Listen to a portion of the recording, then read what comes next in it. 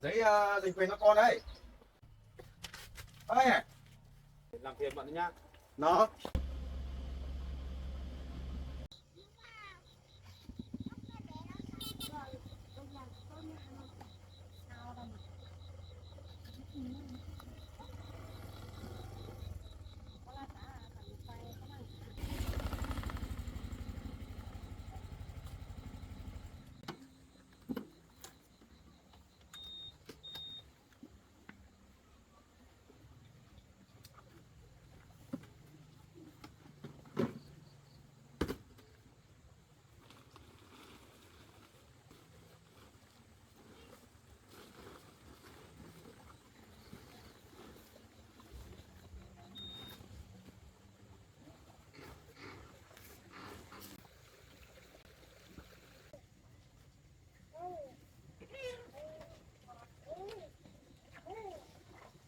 Em ơi.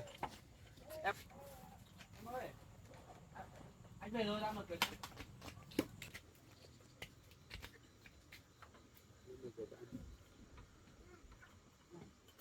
Đi làm về hơi muộn.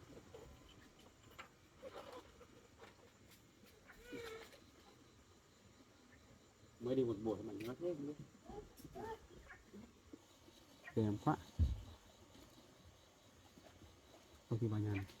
Cái nào nấu cơm này. Khóa cửa nhé.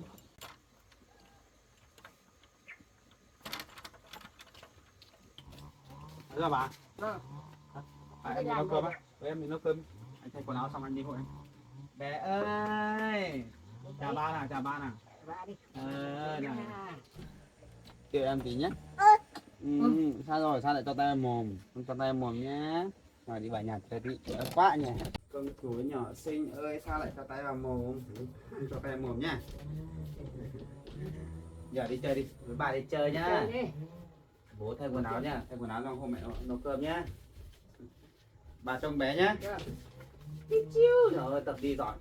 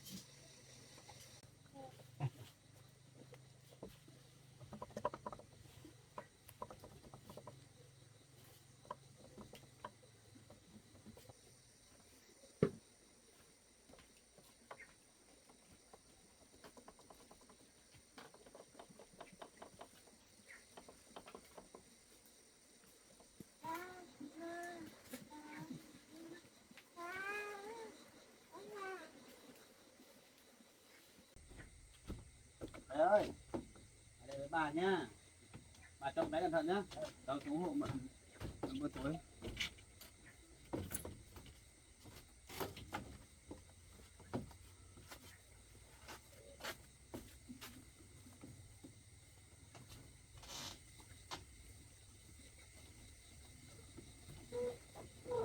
Em đun nước tắm à?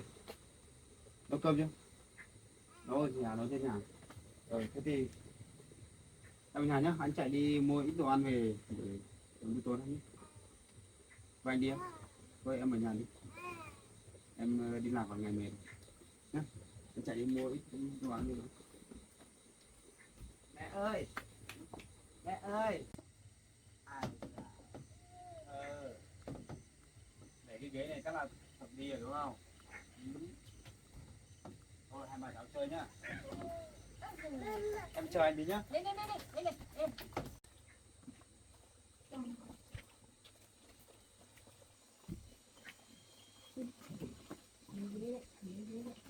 Lên ghế kia. Ghế kia.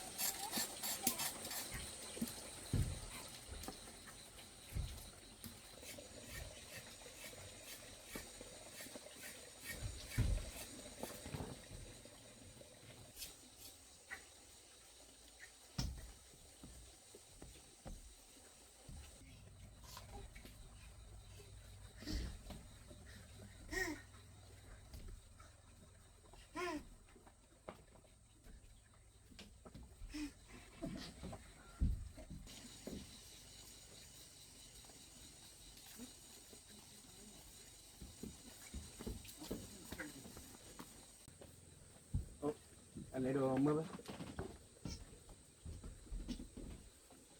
Mua. À thế hàng mà em đi cắt bán á. Em mua ít lợn, chẳng thấy có cái gì để mua.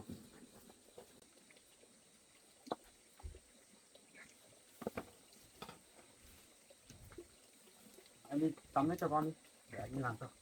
Để anh làm.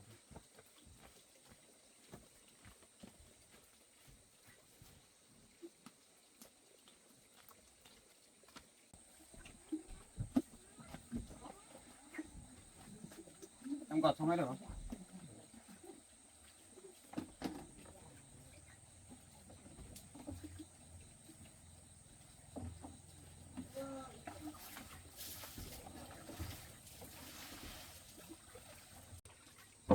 Mấy cái rổ nhà mình đâu hết rồi nhỉ? Đấy à? Thế là dọn nhà mang đi đâu hết rồi? Tôi để mai xuống chợ mua về đi. Có rổ sắm bán này tiện quá.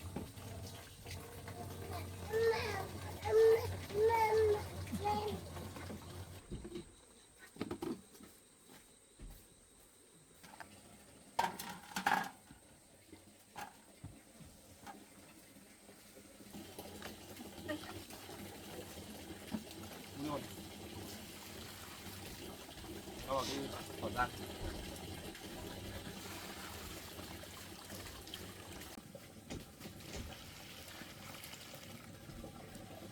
Rồi, bỏ ra.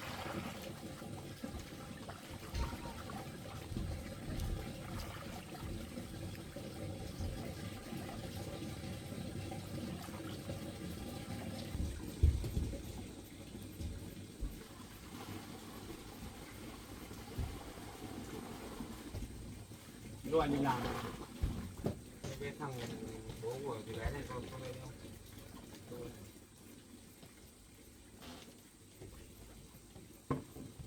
Nhà đó, nó cái quần nó đi tù vô.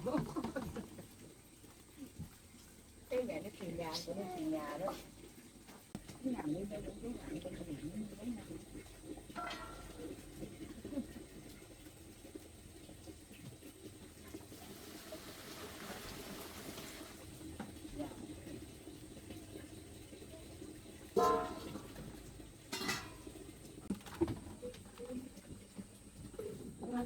Em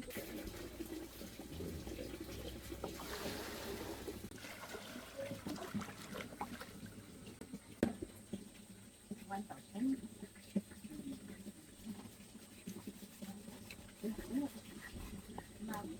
cái này cho lấy về nướng này. Cho mặn ăn đi. Em mặn rất là thích ăn thịt nướng.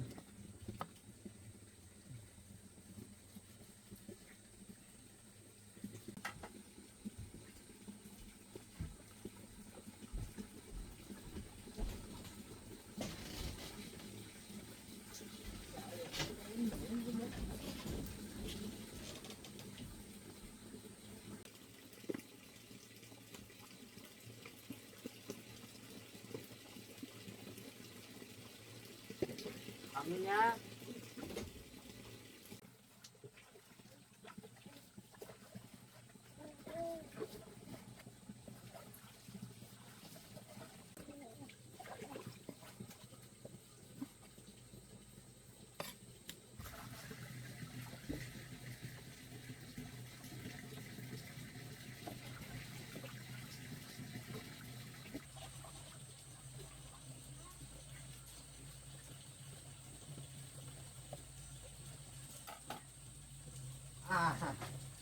Tắm nước thêm nữa.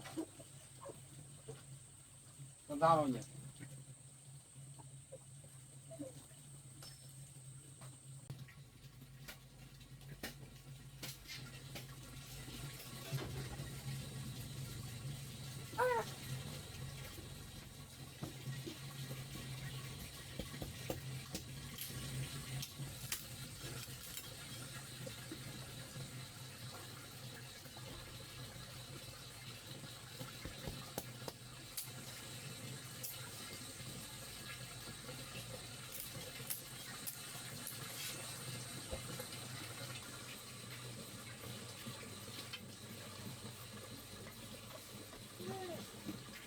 Tắm sạch chưa? Tắm sạch chưa? Sẽ nó mới man nhá.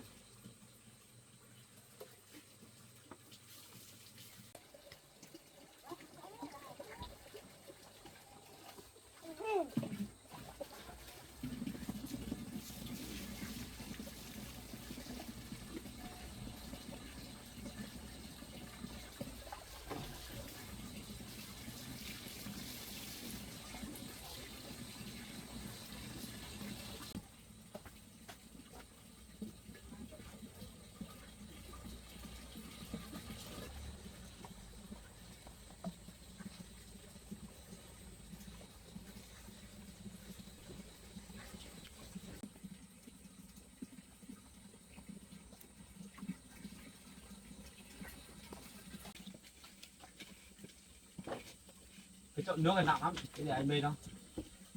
Để anh bê cho, nặng lắm. Anh mới ít than để nướng thịt đó. Mày cũng làm được cái bếp lò cũng hiện đại hết nhỉ? Được cái chỗ nướng thịt. Chỗ này là chỗ nướng thịt. Tại chỗ này rồi. Anh bê.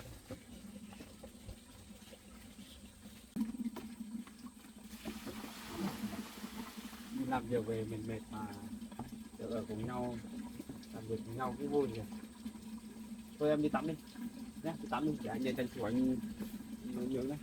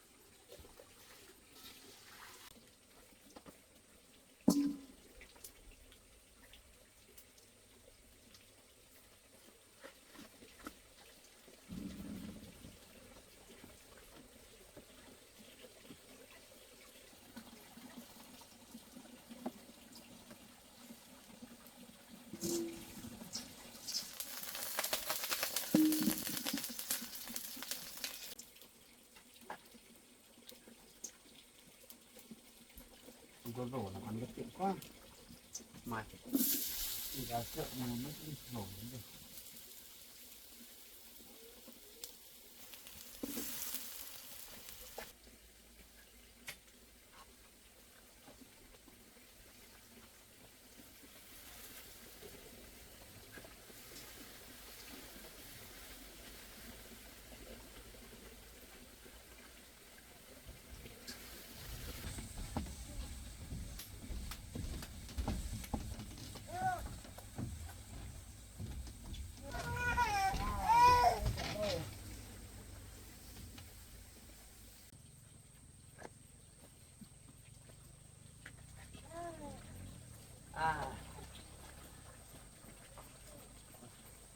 Thôi mình một tí nhá, không sao. Đấy một tí nhá. Đấy một tí là xong là bố đi tắm nào.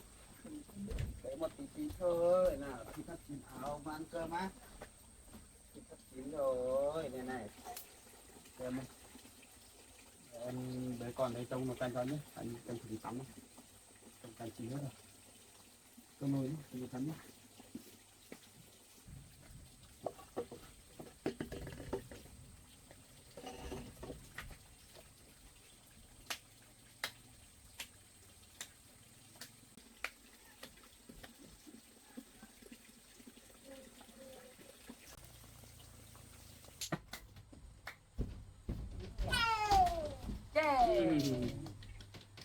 Cơm thôi nè, ăn cơm đi. Ôi, đừng nhá. Nào, một bé nào. Anh Đưa bé. đi ra bố. Đây nào. Đi ra bố. Bố bé nhá, bé em măm nhá. Ngồi đây. Ngồi đây bố thương này, thương đẹp. Bố cho nhé, bố cho. Ăn đậu phụ nhé. Ăn đậu phụ thì ăn nhất rồi này. Măm. Quá. Em ăn cơm đi, bà ăn cơm đi. Vâng. Em thử có món trong ít rồi, bà ăn nó. Hôm nay hay cắm cơm. Bà ăn cơm đi. Măm nhé. Giỏi quá nhỉ. Măm. Giỏi quá. Ăn. Ăn nhiều cho lớn nhanh nhé. Lớn nhanh xong đi học giỏi nhé. Mai làm bác sĩ như bố nhé. Ăn đi. Ui, muốn đi chơi á? Đi chơi đi chơi. Rồi đến Chơi. cô. Đi chơi nhá. Đi chơi nhá. Ui, không cầm đũa nhá.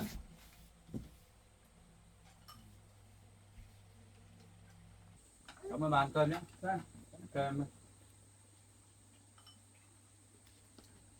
Không mình ngày đâu nha. Cầm thìa đi. Cầm thìa đi. Mình chỉ được cầm thìa thôi, không được cầm đũa nhá. Này. Cầm thìa đi. Mình bỏ đây. Ăn đi bà ơi. Vâng. Em ăn đi. Đã nha. Bà ăn đi. Bây giờ nó tầm như Em ăn đi. Ăn thì nhiều à? cả kia cả đũa gì không cho nó cầm nó. Ăn nhiều vào mới có sữa cho con nhé. Nó ngã khá tiền. Chúng ta phải mua được. Không sao đâu bạn. Đây. Bà ăn đi. Không ăn. Ăn đi. Bà có nhiều lúc mà ngoan cái này đâu. Bà cứ ăn đi.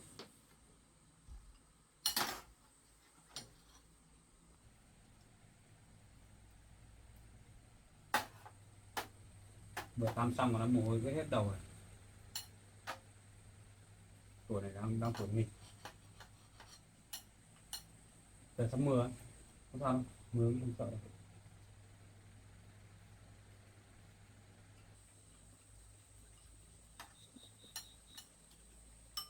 Ăn đi bà nhé. Em ăn đi. Rồi để tí một bón cơm cho nha. Nghỉ nhá. Bà ơi. Bình thường là cháu hay đi làm ấy. Có hôm cháu đi một ngày thì cháu không về được thì bà cho cháu cẩn thận nhá. Vâng. Với lại em nữa. Đi làm phải nhớ cẩn thận nhá. Không lại gặp cái thằng nam kia thì lệ dở lắm. Nhá. Nếu có gặp thì phải tránh xa nhá. Lửa gần đấy. Đấy không biết có tốn tại vì không đi tù về thì sẽ có biết gì chưa. Sợ mỗi lần là hại em với con.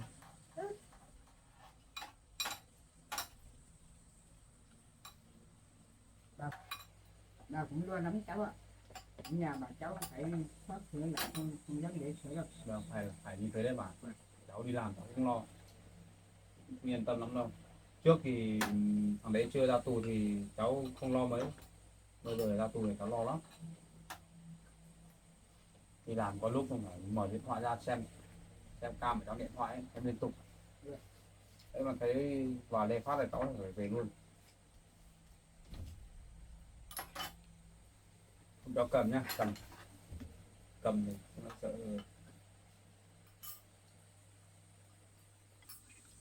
Nhưng mà bà vẫn bận không phải lo đâu, cứ ở nhà nhiều khóa cửa chặt là được. Quan trọng muốn mận không, mận đi làm hay ra ngoài ấy, sợ là thằng kia nó không dám làm hại, nhưng mà sợ thuê người khác để hại em ấy, hoặc là bắt con em đi, anh sợ lo sợ cái đấy đâu. Thôi em ăn cơm đi, ba ăn cơm đi. Vâng, ăn được đó. Ăn mama để ba lấy cơm cho con ăn nào. Em thấy cơm cho con. Canh canh này. Ăn canh nhá, mắm nhá. Mà ăn no rồi ba bón cho nhé. Chờ chồng chút thôi.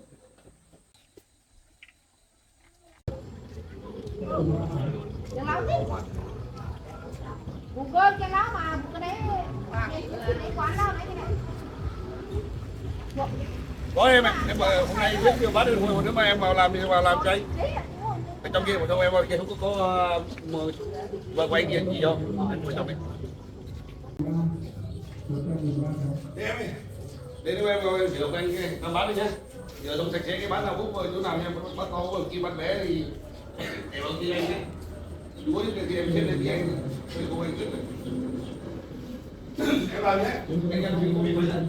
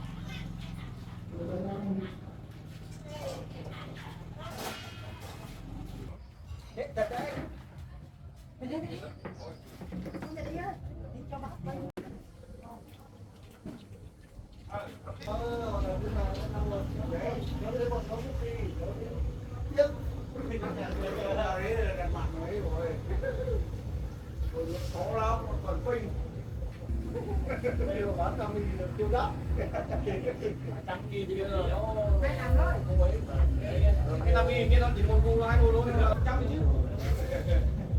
Tiền tao nó không ở đấy đâu mà.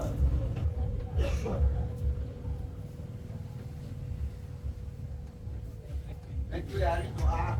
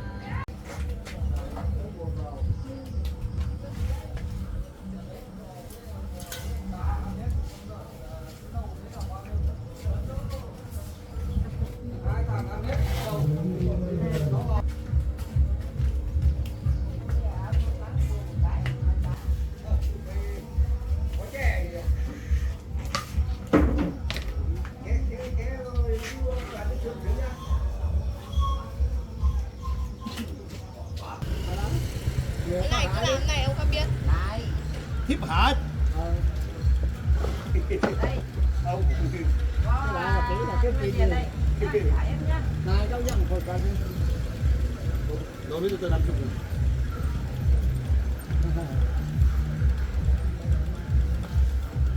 Thượng ba hả? Kia là có hả?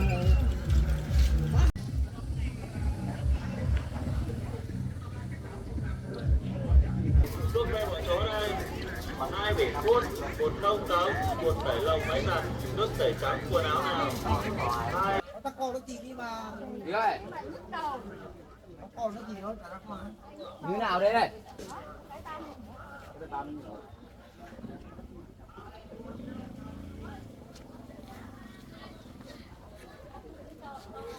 Chú đây lấy mà đang nhìn xe biết lấy thì mình lúc lấy chứ. 10.000 đi tu chi muốn nữa. Mới lặng 5.000 gì? Lấy 2 lặng 10.000 lúc lấy cái này ớt một chút thôi.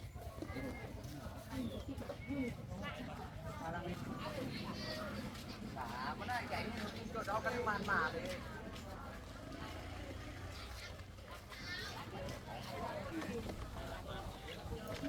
Chỉ lưng. Máy mua rồi đồ. Mày lấy tao.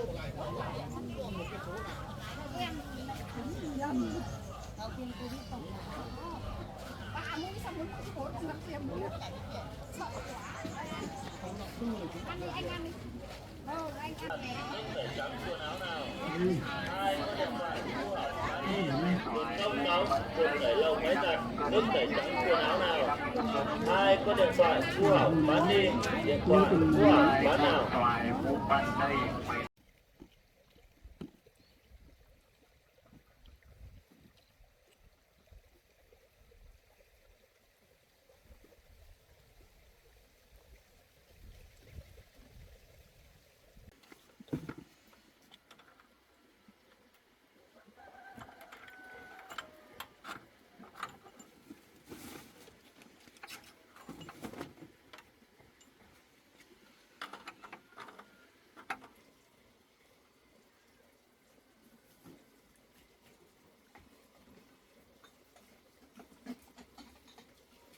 Em ghé ngủ rồi bà tranh thủ rửa bát, đã đi làm rồi.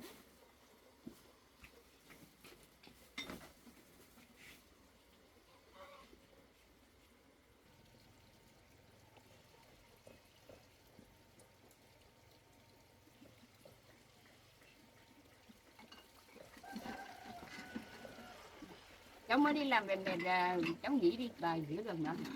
Cháu ghé ngủ bà rửa đi, cháu đi ngủ. Cháu ghé ngủ bà không làm. Ngày nào cháu cũng đi làm về mệt bà không thì bà gì rửa được. Cái gì bà làm được thì bà làm.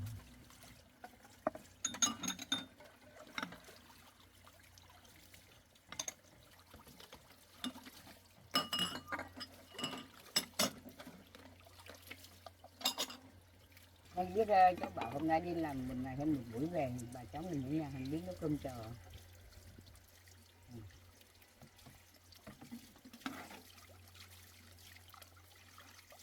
Cháu ơi, cháu phải giữ lấy đứa con, không cho cái thằng kia, cái thằng nát kia nuôi đứa con đâu.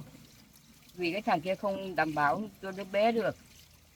Bản thân nó cũng không nuôi nó nổi được. Cháu tin về cháu bảo kia.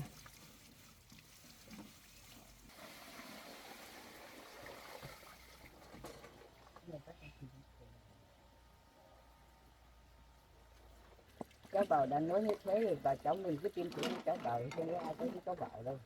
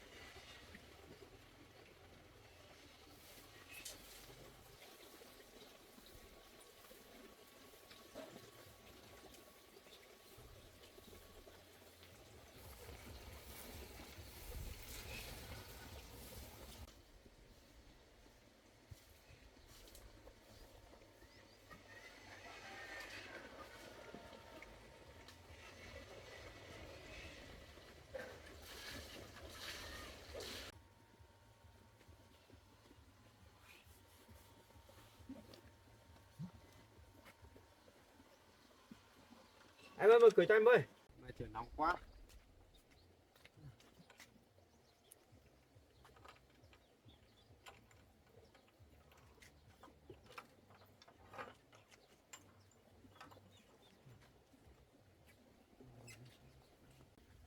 Nè mình đi đâu?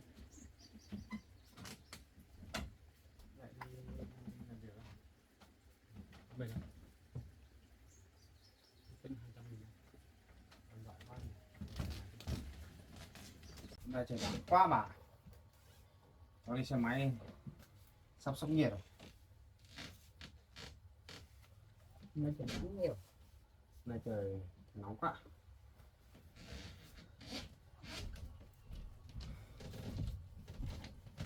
Em ơi, nóng quá, bật quạt ra nhé. Sao không thở được.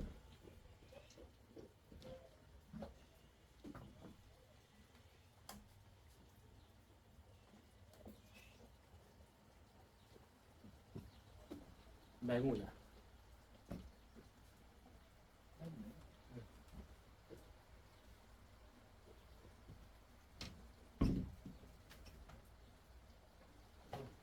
Còn lấy nước nữa. Anh xuống dưới nhà bếp uống được. Bà cho em bé ngủ nhé.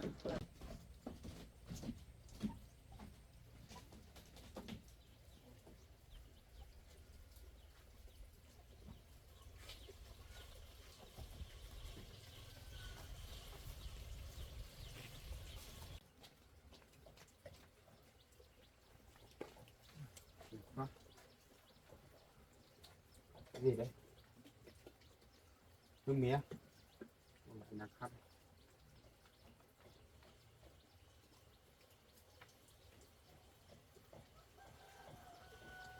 Làm gì? Tập thảo của em bé à? Em mang hơi dần đi. Anh nghỉ ngơi đi đã.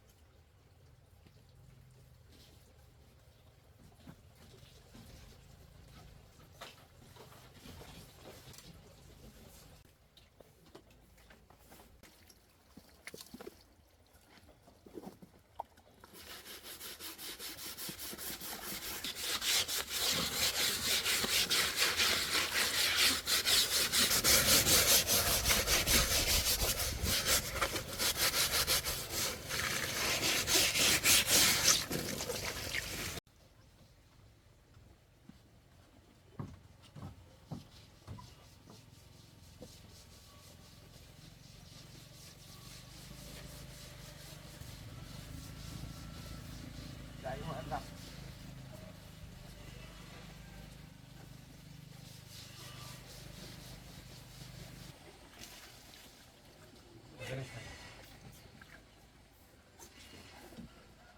Dạ, trả cho em muốn.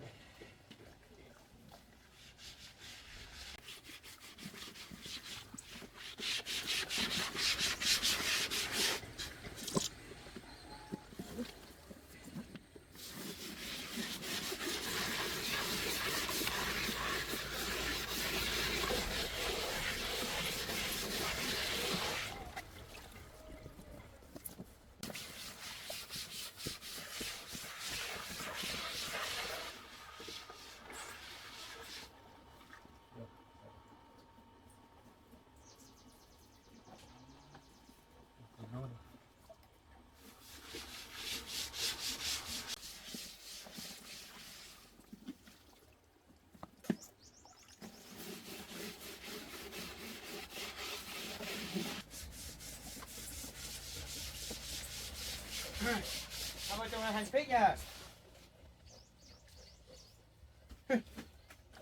Gặp túi cái gì anh ơi?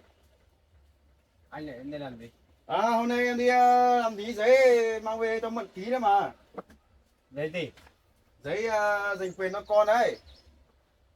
Em ký vào đây đi. Đây anh đọc xem sao xong rồi cho vợ ký ở đây. Tôi đã nói từ hôm qua rồi mà. Mà là tôi, cậu thôi cái việc giành quyền nuôi con đi. Để cho mà nó yên. Biết đâu là em làm được giấy rồi. Đây em ký đi. Anh sẽ không bao giờ đủ khả năng để chăm lo cho đứa bé được. Không biết, ký xong em lấy con về thế rồi. Đây. Ai chả biết là con của anh nhưng mà bây giờ Mận không đồng ý cho thôi, bây giờ sao anh cứ ép buộc người khác làm gì nhỉ? Đây bút đây. Đây. Ký đi. Thôi em ạ, em cứ suy nghĩ kỹ đi. Theo anh khuyên ấy thì em tốt nhất là em không phải ký cái tờ giấy này. Không phải ký tờ giấy này đâu. Con là con của em có quyền. Đây, không nói nhiều đâu. Anh xem qua xong là ký xong tôi còn đi với con về chứ. Đây. Ơi này. Anh nhìn Con này thấy mình chưa? láo này. Mận đã bảo là đã không cho con cho anh nuôi rồi thì anh đừng có cố nữa. Mấy cái tờ giấy này biết mất bao nhiêu thời gian của ta đi làm không hả? Mất cả buổi chiều mới làm cái tờ giấy mày xé là xé à? Cái gì đấy? Thôi em đi về đi. Mày cứ xé đi, mai tao lại đi. Không phải ngày nào cũng ra đây làm phiền Mận đâu. Bảo tiền thuốc giết tao cái nữa. Bây giờ nhá, anh không có quyền để làm giấy tờ hay là bắt Mận ký để giành quyền nuôi con đâu. Bây giờ chỉ cần Mận không đồng ý thì anh sẽ không làm được gì đâu. Đấy tôi không biết đâu. Anh đi về đi. Không về đâu. Sao anh cố chấp thế? Không chịu hiểu cho Mận à? Con tôi cơ mà, xong cô chấp nhỉ? Nếu mà là con của anh mà với Mận có yêu đương đàng hoàng, có kết hôn đàng hoàng ấy thì bây giờ anh về đòi con thì nó lại khác. Còn nhưng bây giờ đứa con này có phải là sinh ra thuộc như kiểu là bình thường đâu. Cái này tôi không quan trọng, không biết đâu. Mà tôi làm 4 năm tờ vào xem xé được bao nhiêu. Bây giờ kể cả anh đưa Mận lên tòa thì tòa sẽ không xử lý cho anh. Thế, tôi không cần biết đâu, Anh hiểu tôi cái gì không? hiểu Nên không là hiểu. anh đi về đi. Đừng làm phiền Mận nữa. Anh sống nó tốt vào. Không phải ngày nào cũng ra đây để làm phiền Mận nữa nhá. Nó không về đâu. Rồi hôm nay không ký được, mai nó lại về ký nhá. Đây là khóa cổng đi. Hai vợ chồng mày nhớ nhá. Hôm nay không ký được nhá, mai tao đây làm 4 năm 6 tờ về cho hai vợ chồng mày. Sẽ đi. Tôi mặc kệ em. Đi. Nhớ nhá.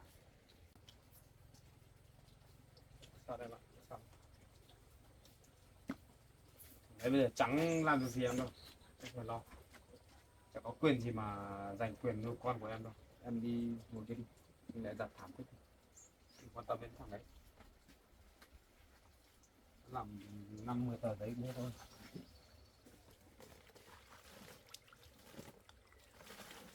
Anh nói suốt chồng qua giờ mà sao cái thằng này nó cố chấp thế nhỉ? Đã bảo là đừng làm về làm phiền em nữa. Các cố ý thôi.